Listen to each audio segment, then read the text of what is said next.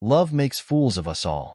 It blinds us, dulls our instincts, convinces us that everything is fine, even when the walls are cracking all around us.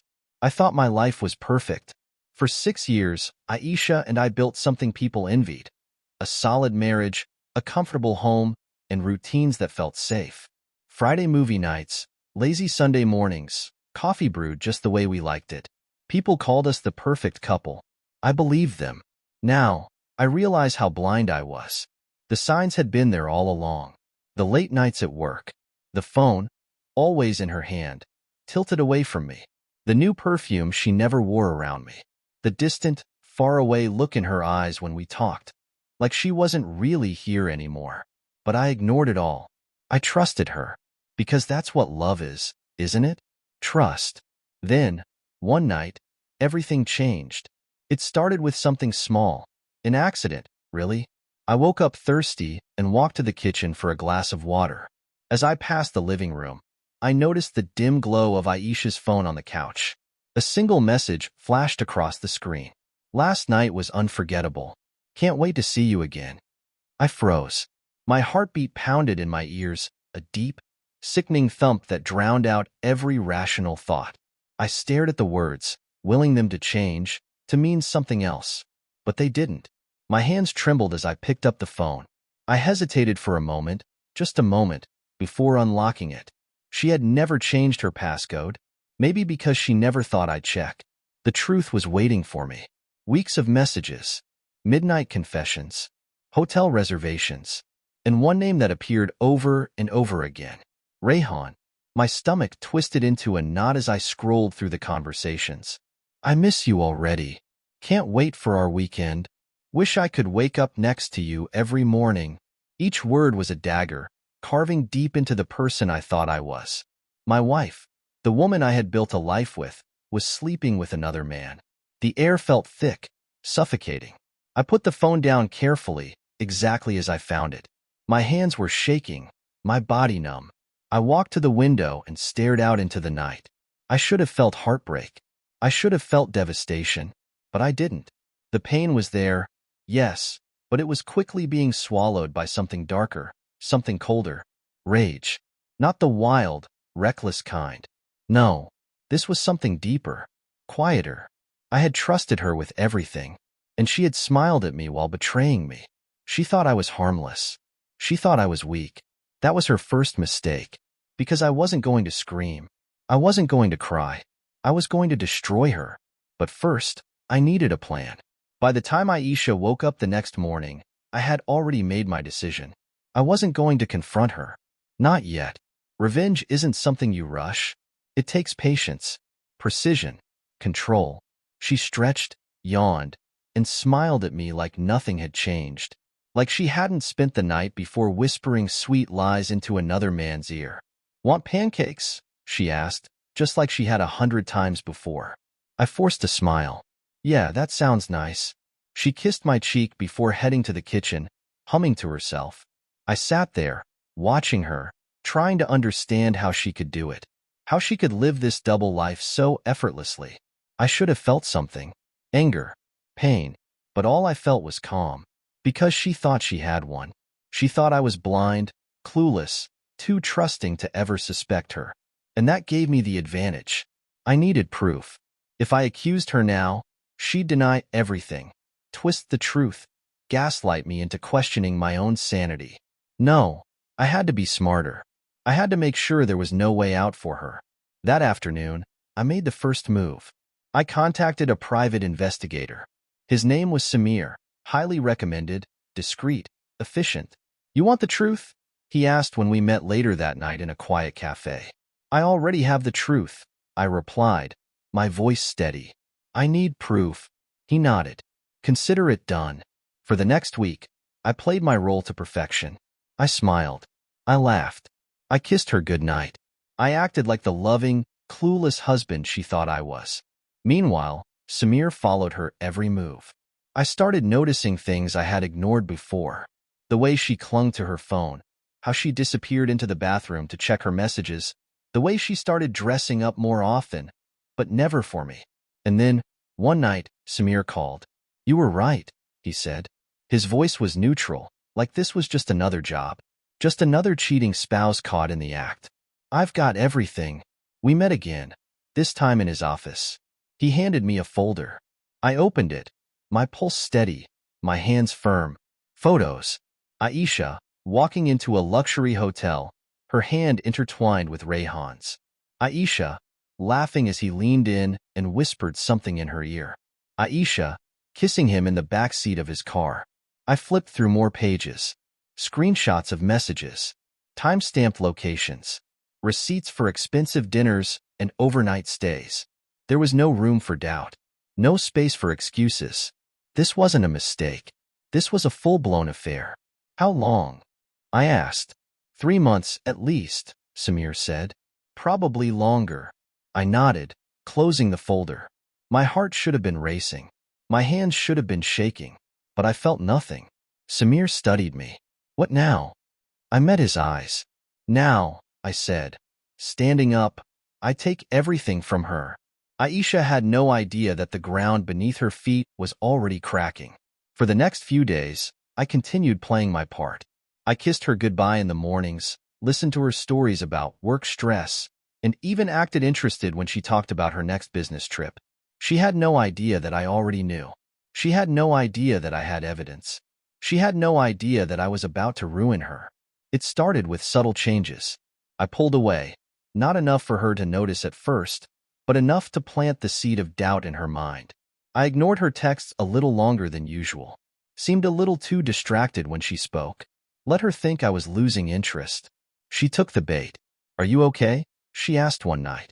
I smiled, the same way I always did. Just tired. She nodded, relief flashing across her face. She thought I was simply drifting, that I was just another oblivious husband losing connection with his wife. She thought she had nothing to worry about. Her business trip was coming up, a weekend getaway with Rayhan. I knew exactly where they would be staying. I had receipts, reservations, everything. And I booked a room at the same hotel, 2 floors above hers. I packed my bag that Friday morning, just like her. Kissed her on the forehead. Have a safe trip. You too, she said, grabbing her suitcase. I watched her leave, knowing she was going straight into my trap. That night, I checked into the hotel. Samir had already sent me their room number, 314. I waited. At 9:12 p.m., I saw them. Aisha and Rayhan walked into the hotel lobby, hand in hand, laughing. She looked so carefree, so in love. I followed them at a distance, watched them check in, watched them disappear into their room. I could have confronted her right then, but I didn't. I had something better planned. I pulled out my phone and sent an email. I attached everything, photos, messages, hotel reservations. I didn't add a single word. The evidence spoke for itself. Then, I hit send and leaned back in my chair, waiting for the explosion. Aisha had built her life on lies, and I had just set fire to everything. The email spread like wildfire. By the time Aisha and Rayhan were tangled in each other's arms, whispering sweet lies in their hotel room, their world outside was collapsing. The first call must have come around midnight. Then another, and another.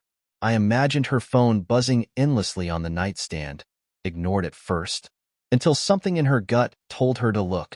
Maybe it was her boss's name flashing across the screen, or her mother's, or the dozens of missed calls from friends, all asking the same question.